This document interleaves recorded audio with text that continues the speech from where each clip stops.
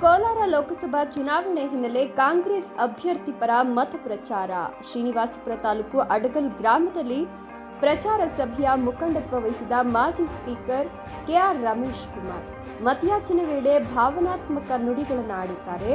ತನ್ನ ರಕ್ತ ಕಣಕಣದಲ್ಲಿ ಕಾಂಗ್ರೆಸ್, ನಮ್ಮದು ಕಾಂಗ್ರೆಸ್ ವಂಶ, ನಮ್ಮ ಜಾತಿ ಕಾಂಗ್ರೆಸ್, ಚುನಾವಣೆಯಲ್ಲಿ ಹಣದ ಹೊಳೆಯನ್ನೇ ಹರಿಸ್ತಾರೆ, ಕೋಟಿ ಕೋಟಿ ಹಣ ಇದೆಯಂತೆ ಅಂತ ಹೇಳಿಕೆ ಕೊಟ್ಟಿದ್ದಾರೆ. ಆದರೆ ನನ್ನ ಕ್ಷೇತ್ರದಲ್ಲಿ ₹1 ಖರ್ಚು ಮಾಡಲ್ಲ, ನಾನು ಅದಕ್ಕೆ ಬಿಡೋದು ಇಲ್ಲ. ಹಾಗೇನಾದರೂ ನಿಮ್ಮಲ್ಲಿ ಆಸೆ ಇದೆಯಾ ಇದ್ರೆ ಹೇಳಿ, ಕಾಸಿಗಾಗಿ ಓಟ್ ಹಾಕೋರು, ಅದಕ್ಕೆ ನಾನು ಅವಕಾಶ ಕೊಡಲ್ಲ, ನಾನು ಆಸೆನೂ ಪಡೋದಿಲ್ಲ. ಸ್ವಾಭಿಮಾನಿಗಳಿದ್ರೆ ಕೈ ಮೇಲೆತ್ತಿ ಅಂತ ಕಾರ್ಯಕರ್ತರಿಗೆ ಕರೆ ನೀಡಿದ್ರು. ಒಂದ್ಸಾರಿ ನನಗೆ ಮೋಸ ಮಾಡಬಹುದು, ಪದೇ ಪದೇ ಮೋಸ ಮಾಡಲು ಸಾಧ್ಯವಿಲ್ಲ. ನಾನು ದೇವರ ಪೂಜೆ ಮಾಡೋನಲ್ಲ, ಆದರೆ ನನ್ನಲ್ಲಿ ದೈವವಿದೆ. ಮೋಸ ಮಾಡೋದು, ವಂಚನೆ ಮಾಡೋದು, ಬೇರೆಯವರ ಸಂಪತ್ತಿಗೆ ಆಸೆ ಪಡೋದು ನನಗೆ ಗೊತ್ತಿಲ್ಲ. ನನಗೆ ಮೋಸ ಮಾಡಿದವರು ನನಗೆ ವಂಚನೆ ಮಾಡಿದ್ರು, ನನ್ನ ಬೆನ್ನಿಗೆ ಚೂರಿ ಹಾಕಿದ್ರು, ಅವರಿಗೆ ಯಾವ ಸ್ಥಿತಿ ಬರ್ತದೆ ಎಂಬುದು ನನ್ನ ಕಣ್ಣ ಮುಂದೆಯೇ ಅನುಭವಿಸ್ತಾರೆ, ಕಾದ್ ನೋಡಿ. ಕಲೆಕ್ಷನ್ ಇದ್ರೆ ಭಿಕ್ಷೆ ಬೇಡೋದಿಲ್ಲ, ನಾನು ಸಾಧಾರಣ ಮನುಷ್ಯ.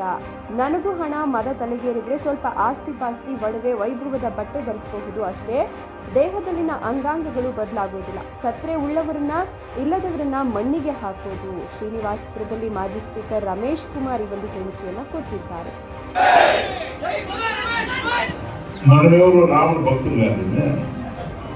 శనివారం మనం నీళ్లు పోసుకొని రాముడికి పూజ చేయకుండా మన వీళ్ళు తీసేసుకుంటాం. పైగా పడుతుంది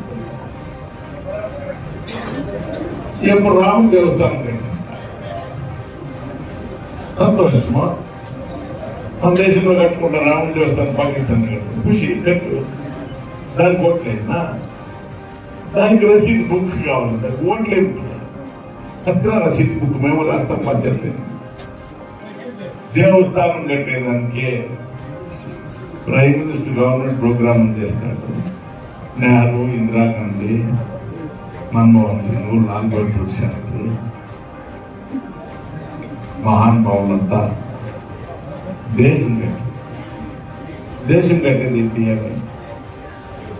ఒక రైల్వే ట్రాక్ వేసింది, ఒక చెరువు కట్టింది, ఒక ప్రాజెక్ట్ వేసింది, ఒక ఫ్యాక్టరీ కట్టింది, ఒక రోడ్ వేసింది, ఒక హాస్పిటల్ కట్టింది, ఒక కాలేజ్ కట్టేది. ఇది ఓట్లు తీసుకున్నాడు దేవుడు. ఎట్లా కొట్టేది రసీదు పుట్టించుకొని ఓట్లు కొట్టేది. రెండవది హెచ్చుగా ఏం చెప్పకుండా మీకు అర్థమయ్యే భాషలో చెప్పండి. కరోనా వచ్చినప్పుడు మన బతికు ఏమంటారు? నాకంటే వాళ్ళు మీకే తెలుసు. చచ్చిపోతే పీనికలను ముట్టేదానికి బంధువులు పోలా, తండ్రి చచ్చిపోతే కొడుకు పోలా, కొడుకు చచ్చిపోతే తల్లి పోలా, తల్లి చచ్చిపోతే బిడ్డలు పోలా. జేసీబీలు పీనికలు ఏం ప్రైమ్ మినిస్టర్ మనకు చెప్పిన గ్యాప్ ఉందా? చప్పట్లు అంటే చచ్చిపోతా ఉంటే చప్పట్లు కొట్టిందని చెప్పేవాడికి ఇప్పుడు ఓట్లు ఇష్టం ఉంటే వేసుకోండి, నాకేం అభ్యంతరం, ఏమైపోతుంది. ద్రోహానికి కూడా ఒక హద్దు ఉంటుంది, స్వార్థానికి కూడా ఒక హద్దు ఉంటుంది. కాంగ్రెస్ ఎంతో మంది త్యాగాలు చేసిన వాళ్ళు, ప్రాణాలు ఇచ్చిన వాళ్ళు, ఆస్తులు పోగొట్టుకున్నట్టు వాళ్ళు గట్టిగా నిజమే. మధ్యలో కొందరు వాళ్ళ స్వార్థాలు ఉంటే ఉండే దాని పెద్ద సంగతి. మనిషి స్వభావం. క్యాండిడేట్ గెలిపించి పంపించాలి. పార్టీ రుణం నా పైన ఉంది. ఇప్పుడు ఈ జవాబుదారికి ఇక్కడ నిలబడిందా? క్యాండిడేట్ వచ్చినాడు, క్యాండిడేట్ స్వాగతం పలికేది, ఇంత పరిచయం చేసేది. ఆ పనంతా బ్లాక్ కాంగ్రెస్ అధ్యక్షుడు అక్బర్ షరీఫ్ గారు చేస్తారు. ఒక్కరు కూడా నిశ్శబ్దంగా గొడవ లేకుండా కూర్చోటి అనుకోండి. ఈ కార్యక్రమం తర్వాత క్యాండిడేట్ చింతామణి పదవి వస్తుంది. ఇది ముందు అనుకోవడం ప్రోగ్రాం కాదు. నిన్న చీఫ్ మినిస్టర్ గారు కాంగ్రెస్ అధ్యక్షులు కుటుంబం దేవస్థానానికి వచ్చింది. అది అక్కడ నాతో ప్రస్తావన చేస్తే క్యాండిడేట్ 7 కాన్స్టిట్యున్సీలు ఉంటున్నారు, శ్రీనివాసరావు దాంట్లోకి రాలేదు, మీరు లేదు కాబట్టి దయచేసి 14 మనం రంజాన్ అయిన తర్వాత వర్కర్స్ మీటింగ్ అనుకుంటే చాలా గ్యాప్ అయిపోతుంది. చింతామణి పోయే ముందు ఇంట్లో వచ్చి ఇట్లా వెళ్ళిపోయి టిఫిన్ చేసుకొని ఇక్కడ అడుగు పెట్టినట్టు మళ్ళా పని మనం చేసుకోవచ్చు. నిన్న మధ్యాహ్నం తర్వాత మనం ఫోన్ చేసి చెప్పింది మీరందరూ ఇంతమంది వచ్చిన దానికి మొట్టమొదట మీకు కృతజ్ఞతలు తెలియజేస్తా ఉన్నాను. నేను మళ్ళా మాట్లాడతాను, నేను ఏం మీతో మాట్లాడుతా ఉన్నాను, నేను ఆ మనిషి కాదు. ఒక కొండంత అగ్గి నా కడుపులో ఉంది.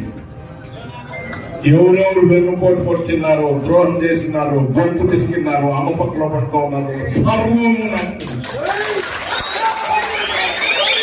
కానీ 45 సంవత్సరాల కాలం నన్నే దేవుడిని తల్లిని భావించుకొని కట్టు కదలకుండా నిలబడిలే ఆ 85,000 దినాలు పాదాలకు నేను రుణపడ్డాను.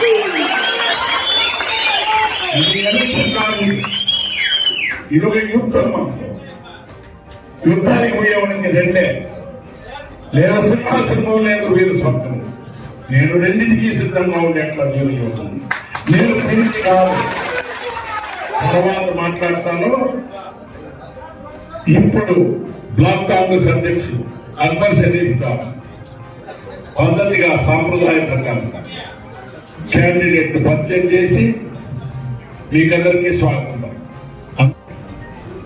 సాయంకాలం అయితే మీరు యువతలకు వచ్చే పనిలా, మాతో చూసే పనిలా, ఊర్లోకి వచ్చే పనిలా, దేవుడు మెరవడం మీ ఇంటి దగ్గర వచ్చే పనిలా, మీరు నీళ్లు తాగే పనిలా, స్కూల్ పోయే పనిలా. మీ డ్యూటీ ఏమన్నా రథోత్సవం అయితే పాల్గొట్టచ్చు, తోరణం మాదిగా ఏమిటికి ఉపయోగిస్తా ఉంటారు పెడుతుందా మొత్తం దానికి ఉపయోగిస్తా ఉంటే, ఎవరన్నా బయలు చచ్చిపోతే పీనికి కావాలంటే దానికి ఉపయోగిస్తా ఉంటే, గొడ్డు చచ్చిపోయి తీసుకుపోయి మాది గుడ్లో వారేనంటారు. మీరెక్కడున్నారు ఇప్పుడు? బాగా జ్ఞాపకం పెట్టుకోండి, తల్లిదండ్రులకు పుట్టాడుగా జ్ఞాపకం పెట్టుకోండి. మీ పరిస్థితులు బదలాయించింటే దానికి కారణం ఈ సంవిధానము, ఈ చట్టము. దీన్ని తిరగతిప్పేదానికే మోదీ ప్రయత్నము. అంటే మీరు మళ్ళీ వాపస్ మాది దొడ్డికే పోవాలా, మా దొడ్డికే పోవాలా, ఓడిపోయి కాలనీకి పోవాలా, మళ్ళీ పుట్టుకోసుకే రావాలా, మళ్ళీ శనివారి నీ చేతికి రావాలా, మళ్ళీ బుద్ధులు నీ చేతికి రావాలా, చచ్చిపోయిన కొట్టు కోసుకోవాలా, మీ బిడ్డ స్కూల్కి రాకూడదు. ఇది వాళ్ళ ఆలోచన. మధ్యలో రైతులు మీరు అడగచ్చు, ఏం స్వామి అంతా మన మాదిరిదేనా, అంతా ఓడిపోయిందేనా? మేమేమైపోయింది మీతో కూడా మాట్లాడతాం. వ్యవసాయం చేసి బతికేవాడు కొత్తగా ఏమన్నా ఏర్పడిన అవుతుందా? భూమిని నమ్ముకొని బతకలు కదా. 10 సంవత్సరాలని పరిపాలనలో మోదీ ద్వారా ఎరువులు ఏమైంది రేటు ఆలోచిస్తున్నామయ్యా. ఓన్లీ ఎరువులు రేటు కంట్రోల్ చేసే దానికి నీకు చేత కాదు, మందులన్నా కంట్రోల్ చేస్తున్నా. పోనీ రైతు కష్టపడి చెమటగాకి పండిన పంటకు గిట్టుబాటు బలన్నా ఇస్తుంది, గిట్టుబాటు ధరించడానికి చేత కాదు. ఎరువులు రేటు కంట్రోల్ చేయలేవు. నువ్వు రైతుకు సహాయం మాది వడ్డీ కొంచెం సహాయం, నువ్వు సహాయం ఎవరికి?